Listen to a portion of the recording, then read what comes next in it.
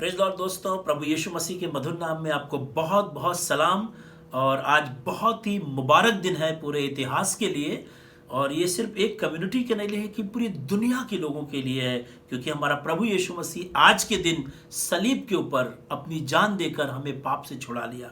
मैं आप सबको इस मुबारक दिन में बहुत बहुत शुभकामना देता हूँ, प्रार्थना करता हूँ कि आप उस उद्धारकर्ता के बड़े प्रेम को पूरी तरीके से जान सकें।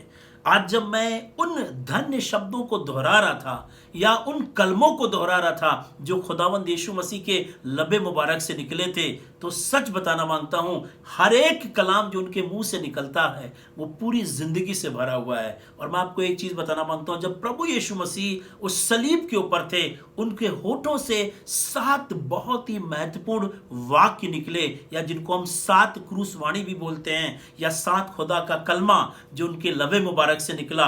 खुदावंद यीशु मसीह ने पहली चीज जो बोली वो मुझे छू गई। जब वो सलीब पर थे, उनके सब दोस्त उनको छोड़ के चले गए थे, सब अलग अलग दूर हो गए थे। उन्होंने उन लोगों को जिनकी उन्होंने भलाई की थी, जिनको उन्होंने चंगा किया था, जिनको उन्होंने जीवन दिया था, उनको जिनके लिए उन्होंने अपनी पूरी लाइफ सेक्रीफाइस की, उन सब को देख करके जो उस दिन उनके ऊपर तमाशा बना रहे थे, हंस रहे थे, उनकी बुराई कर रहे थे, प्रभु यीशु मसीह ने अपने पिता से कहा उस क्रूस पर से, ये पहली वाणी है, हे पिता इन्हें क्षमा कर, क्योंकि ये नहीं जानते कि ये क्या करते। दोस्तों, मैं आपको एक चीज बताना मांगता हूं, ये प्रभु यीशु मसीह जब बिल्कुल छोटी उम्र के थे, शायद 13 साल की उम्र के थे, जब वो परमेश्वर के भवन में गए थे, और उनके माता पिता पर्व के समय उनसे दूर हो गए, और उनके माता पिता ढूंढते ढूंढते यीशु मसीह के पास आए, तो उन्होंने क्या देखा कि वो परमेश्वर के भवन में हैं और परमेश्वर के वचन को लेकर लोगों से बातचीत कर रहे हैं। तो वो आए, लिखा वो कुड़ते हुए यीशु मसीह को ढूंढ रहे थे। यीशु मसीह ने जब अपने माता पिता को देखा तो वो परेशान हो गए और कहने लगे, तुम मुझे क्यों कुड़ते हुए ढूंढ रहे थे? क्या तुम्हें ना पता था कि मुझे अपने पिता के भवन में रहना अवश्य था? हालेलुया। मैं तो ये कहूंगा, उस दिन जब वो महज 13 साल के थे, उस दिन ही उनका संबंध उनके पिता के साथ बन चुका था। वो अपने पिता को जान गए थे। अरे, यूसुफ और मरियम तो ये सोच रहे थे कि ये हमारे बारे में क्यों नहीं बात कर रहा है, इसके तो सांसारिक तौर से स्वाभाविक माता पिता हम हैं। पर प्रभु यीशु मसीह ने एक कम उम्र में ही, 13 साल की उम्र में ही अपने पिता को पहचान लिया था और कहा, मुझे मेरे पिता के भवन में रहना अवश्य है। इंग्लिश में लिखा है, I must be about my father's business. मैं आपको बताऊं, 13 साल की उम्र से लेके और 30 साल की उम्र तक यीशु मसीह ने कोई सेवकाई नहीं की, कोई मिनिस्ट्री उनकी दिखाई नहीं देती है। गलील के काना में उन्होंने पहला मुअज्जा किया, पहला करिश्मा किया, और आज सलीब के ऊपर वो टंगे हुए हैं, दर्द और पीड़ा में हैं, लेकिन उनके मुंह से जो पहली चीज निकली वो ये थी, हे पिता इन्हें क्षमा कर, क्योंकि ये नहीं जानते कि ये क्या कर रहे हैं। मुझे तो ऐसा लगता है, जब 17 साल तक उन्होंने कोई सेवकाई नहीं की, तब भी यीशु मसीह का संबंध उनके पिता के साथ मजबूत था। और आज जब सेवकाई करके पूर्ण परिणाम तक पहुंच चुके हैं, अपनी जान देने पर हैं, उस समय भी इनका संबंध पिता के साथ मजबूत है और बड़ी दिलेरी के साथ कह रहे हैं, हे पिता इन्हें क्षमा कर, क्योंकि ये नहीं जानते कि ये क्या कर रहे हैं। मेरे दोस्तों, इस पहले वाक्य ने मुझे तोड़ दिया जब मैं इस चीज को जान पाया कि 13 साल की उम्र से लेकर और आज तक यीशु मसीह का संबंध अपने पिता के साथ लगातार बना हुआ था। हम और आप हर हफ्ते उनसे संबंध तोड़ देते हैं।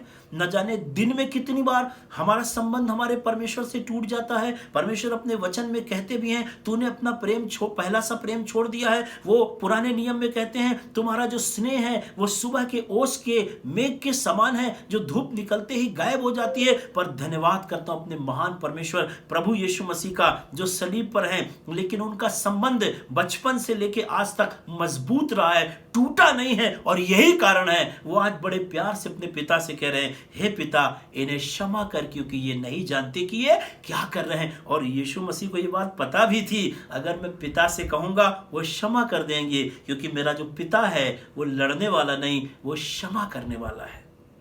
हालेलुया। आज इस पहले कलमे से ही आपको ये संदेश पहुंचाना चाहता हूं।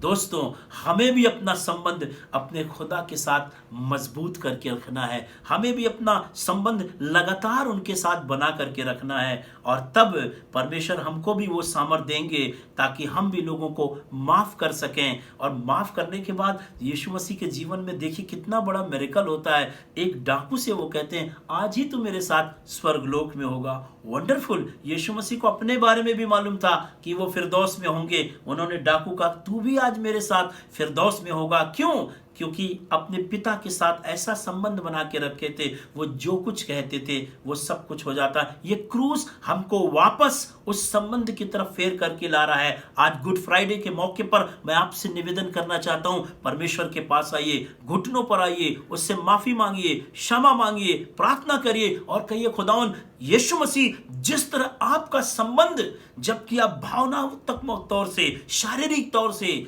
तमाम प्रकार से पीड़ित हुए, जब आपको पानी मांगा गया, जब आपकी प्यास थी, आपको सिरका पिला दिया गया, जब आप उम्मीद किए थे कि आपके दोस्त आपके साथ खड़े होंगे तो उन्होंने आपका इनकार कर दिया, आपने जिनकी भलाई की वो आपको छोड़ के चले गए, ऐसे विषम परिस्थिति में भी आपका संबंध आपके पिता के साथ बना रहा। आज दुआ करिए, खुदावन हम पर अनुग्रह करिए ताकि हमारा भी संबंध हमारे पिता के साथ बना रहे और हम लगातार उसके प्रेम में बने रहकर लोगों को आशीष देते रहें, माफ करते रहें और परमेश्वर की सेवा करते रहें। हालेलुया। और मैं आपको बताना मांगता हूं, इट इज 100% पॉसिबल। यह संभव है। जब हम परमेश्वर से अनुग्रह मांगेंगे तो हमारा संबंध परमेश्वर के साथ लगातार बना रहने पाए। ये गुड फ्राइडे, ये क्रूस वापस हमें उस संबंध की तरफ ले जा रहा है। यदि हमारा भी संबंध टूट गया है, हम उनसे अलग हो गए हैं, बिछड़ गए हैं, तो ये खूबसूरत दिन हमारे ही लिए है दोस्तों, गुड फ्राइडे का दिन। इसीलिए इसको गुड फ्राइडे बोलते हैं। ये एक अच्छा शुक्रवार है। आज के दिन हम अपनी जिंदगी को खुदा को